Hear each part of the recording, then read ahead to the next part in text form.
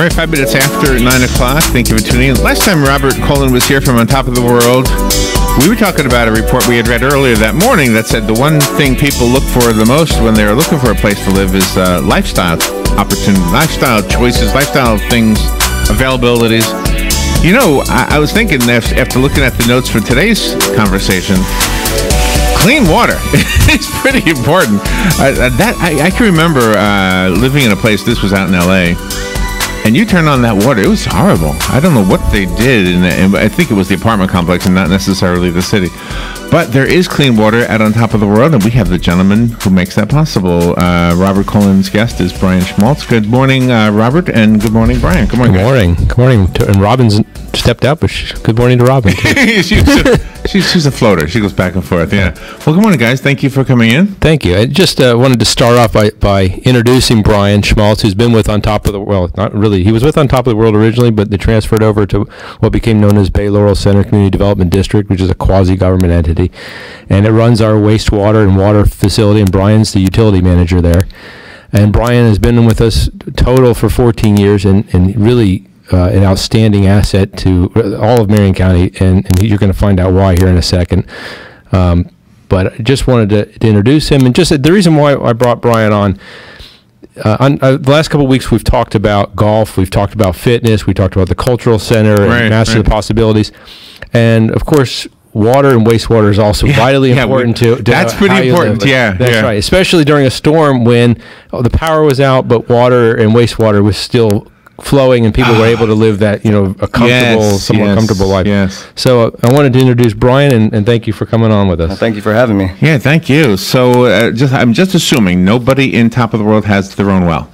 No, sir. That's the golf course. Yeah, golf courses have wells, but that might be different. Residential establishments aren't allowed to have private wells. So everything's on the municipal water and wastewater system. And so you do have a water tower, like what you normally think of as a water tower? We have elevated ground storage tanks. So not the very tall 100 plus, 180 feet tall tanks. Our tanks are, the highest one we have is 32 feet, which is okay by me because I don't mind crawling on the top of that. I don't like the 100 foot height. So what are the challenges that you have as far as being the water management guy? The task can be daunting, but I mean, our primary function is to provide safe and reliable drinking water to our customers at all times, and that doesn't matter. That doesn't matter if it's the middle of the day or middle of the night. We have to continue that service at all times. We have a great team that helps us achieve that goal. Staff of 17 people total, including administrative staff, that helps us maintain those services to our customers. And as Robert mentioned, we maintain service throughout the storm through a lot of pre-planning, making sure that we have the right equipment and the right personnel in place. Is it a regular thing? Do you regularly measure how clean it is? Or how do you do that? What is the... Absolutely. The water itself is monitored by the Florida Department of Environmental Protection as far as water quality. So they set forth the standards that we have to actually test. The sampling events that we have, we're fortunate that our water is so clean that we actually get reduced monitoring because of the high quality of our water coming straight from the Floridian aquifer. We don't have to do a lot of treatment to it. So the state recognizes that, and they actually say you don't have to sample quite as often, which reduces our cost to the utility, which saves our customers money in the long run. Most of our samples are all collected by licensed operators. They're licensed with the state of Florida, Department of Environmental Protection, and ensure that we're following all the correct protocols and procedures while collecting those samples. One of the most difficult samples we have is, it's a great story, is we call our lead and copper samples. We actually have to have our residents collect these samples. So we have to go to a home and instruct a resident on how to collect this sample. And they have to collect it from a tap that hasn't been used for 6 hours. Oh. And we had one year, and typically it's we do 30 samples every 3 years of this. So we have to go to 30 different residents, explain to them what they have to do. Wow. And they basically, we tell them, once you collect the sample the next morning, just put it out on the porch. Right. We'll stop by and pick it up, and a month later you'll get a letter from us telling you what the results were and explaining what they mean. And one resident, we went by her house to pick up the sample result, and there's no bottle. So we knock on the door, and she didn't answer. Oh my gosh. Come by the next day, and we said, she finally did answer the door, and we said, ma'am, where's the bottle? We really needed to get those time-sensitive samples to the laboratory. And she said, I can't pee that much. I wondered if some of them might have misunderstood. And so, she said, but you can take what I have. And we said, no, thank you. No, thank you. So we then contacted the DEP and notified them, and they laughed, and they allowed us to sample from an alternate location. So why is it that you do it that way? Is it because you have to see the plumbing itself? Correct. Is yes. safe? Yeah. For that particular sample, they want to see if our water quality, our water is causing the degradation of the copper lines in some of the older homes that were built in the early 80s. Ah, okay. And that's what that particular sample's for. So they want that water to be worst case scenario, and it has to sit in the line for 6 hours prior to collection. And have you seen that? Have you seen that the older homes have a little bit different quality water than the newer homes? They have a little bit higher copper content, but well within drinking water standards. Because our water isn't acidic in any way. It's actually, most water in the state of Florida is actually slightly hard because of the calcium, all the lime rock we have below our feet. It allows us to have these beautiful springs. Yeah, and the horses, right? They benefit from it. They do. That's what I've heard. It makes their bones strong. I did hear that as well. That's one of the reasons why Ocala became the horse capital I don't know. of the world. Do you think it helps us? Calcium. You think however it benefits the horses, does it benefit us the same way? I'm sure it would. Because I know I'm running a little faster. Well, Larry, you worked at that nursing home right off on top of the world, and that came from the water that Brian was treating. Oh, okay, yeah. What was that, Emeritus at the time? Oh, what was it called? It was called Park Place at the time. Park Place, yep. Mm-hmm. Yeah, we served that I loved that job. That was just a great job. It wasn't radio, but we get a lot of fun stuff down the lift station from that site. I bet. Oh, really? So tell me about that part of what you do. What is that about? Wastewater can be fun. A lot of people think of the toilet as this magical vessel that makes trash disappear, and it will to a certain degree. But we deal. We have a 1.25 million gallon per day wastewater treatment facility. We're currently treating about 600,000 gallons of wastewater every day. Wow. As on top of the world and Stone Creek continue to grow, we'll continue to get more and more flow. And we're fortunate to where we utilize that water as reclaimed water. So we actually send that water to the golf courses. Okay, and common that's a smart areas, idea. Able to reuse that water and leave the groundwater alone. Leave the groundwater for drinking water purposes. So I have a funny story for you. Okay. It's not as funny as yours, actually, but it's from Park Place, and it's got to do with the toilet. I came back one time and I saw the maintenance man outside with the toilet in the grass. And he said to me, "What do you think is more expensive, this toilet or the dentures that are stuck in it?" He was trying to think, what should he break?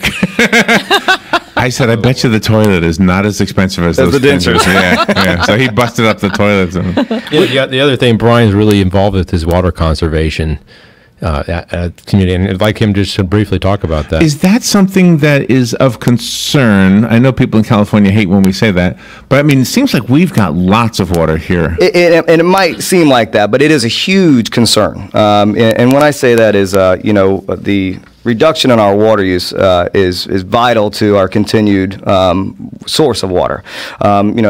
The local area here, our water comes from our groundwater supply. Realistically, when you think about it, I pumped 1.1 billion gallons of water out of our aquifer last year. My treated gosh. it to a service area of 12,600 people.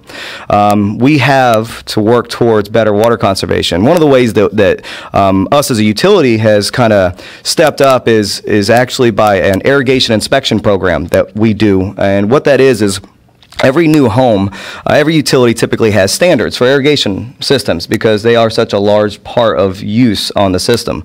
And what we do is we actually do irrigation inspections. We have standards set forth, but typically a standard utility doesn't actually inspect those. You have standards, but who enforces those standards? We actually, during that's the... good point, yeah. Exactly. And what we do is when On Top of the World closes with a resident, a new resident of On Top of the World, they're informed to come over to Bay Laurel and transfer the service over into their name. And at that time, it triggers a final inspection.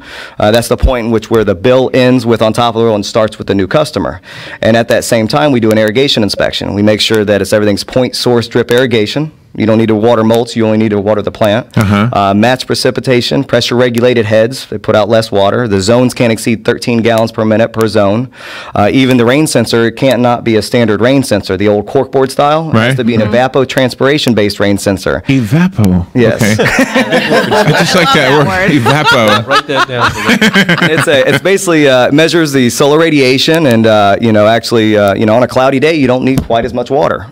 So it actually makes adjustments to your run times based off Wow, of that. well, that's amazing. And we Yeah. do all of those inspections, and 99% of the time they all pass. Occasionally one will fail because it exceeds the 13 gallon per minute requirement, and if for some reason it does fail, then what we do is we will not transfer that service over to the customer. We hold the service into On Top of the World, or Really? Stone Creek in this case, into their name, and then until they resolve those issues, they're going to continue paying that water bill for that customer. So Larry, you think about how that really helps the homeowner, the buyer, conserve water, because they know that they don't have a system that's leaking, that's wasting water. They're getting what they paid Right, for. right. So you have an independent company essentially that's saying, hey, we're not even going to let On Top of the World transfer that their water bill over until it's working right. That's good to know. Especially for somebody moving in for the first time, wanting to know how this all works. Right.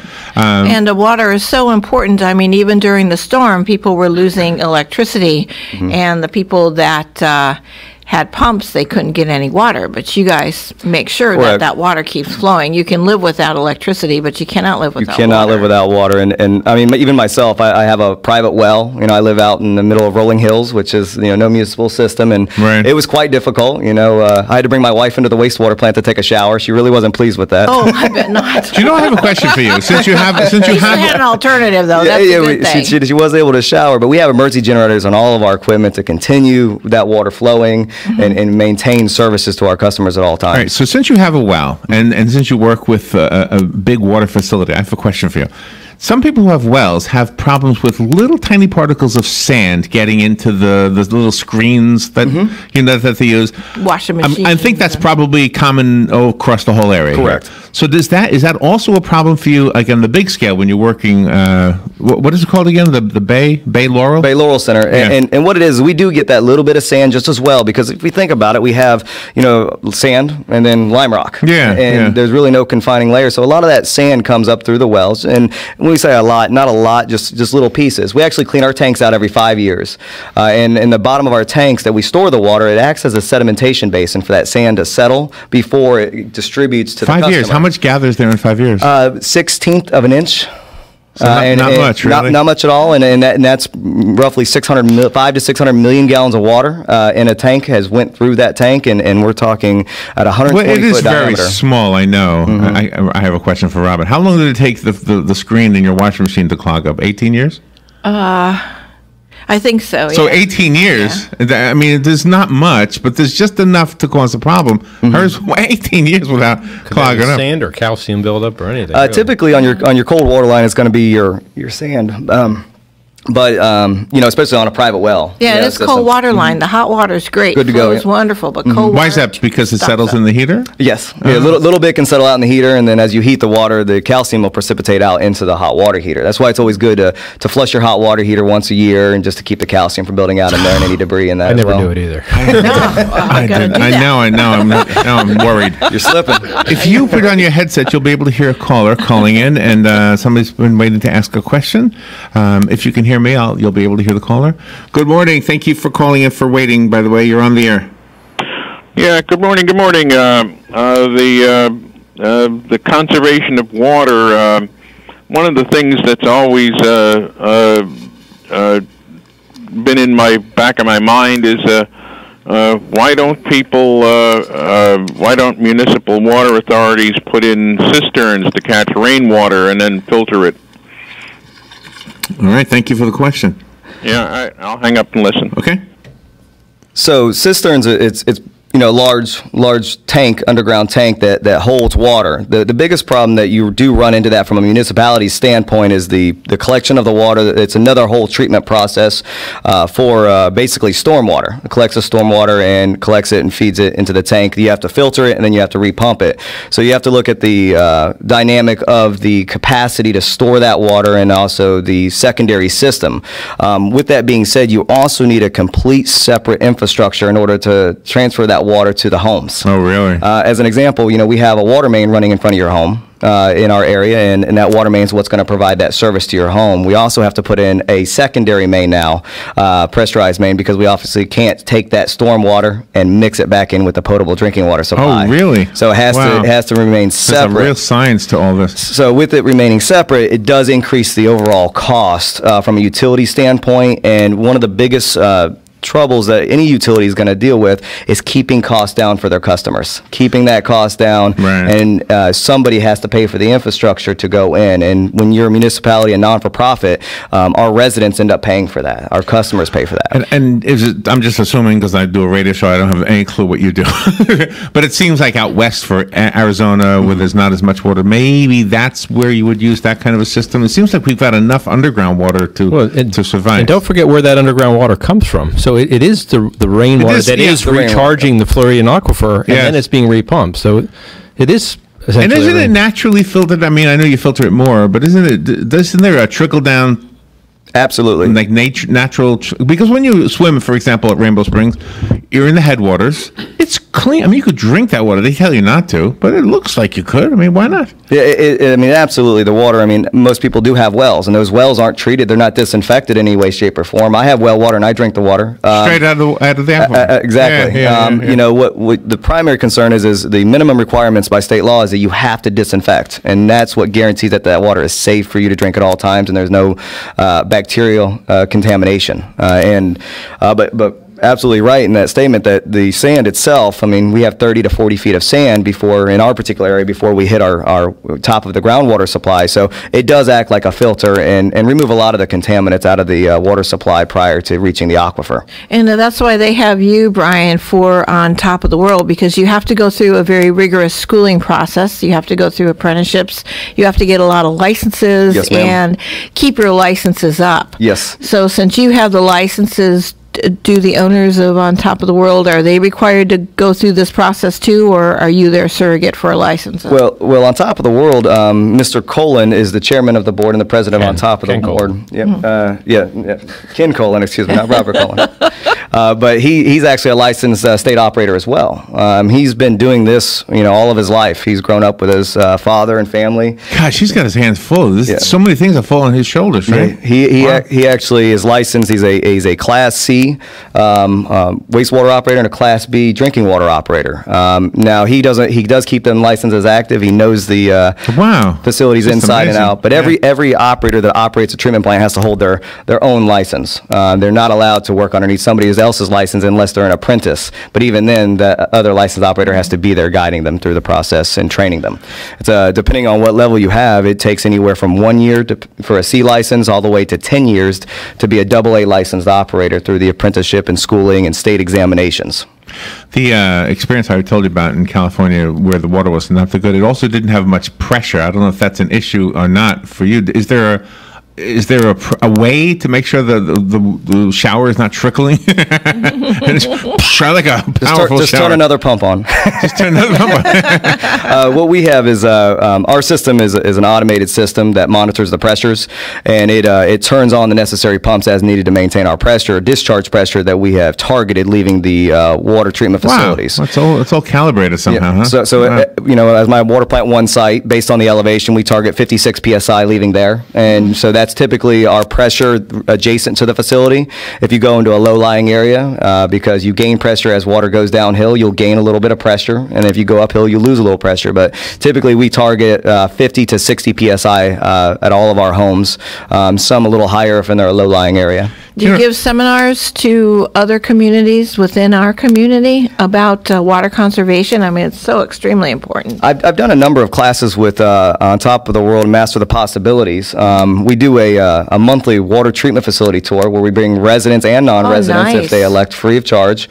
They come in and they can actually tour our facilities. We walk through water treatment plants and wastewater treatment plants. And really? To you, Robert, when somebody comes to consider buying a home in Top of the World, do you or do the real estate agents, do they say, look at the pressure, test the water? Because I would think if I would say, what kind of activities do you have? You got golfing, you got these wonderful stores, you got so many activities. Pools. I would never think to taste the water or to check how much pressure there is.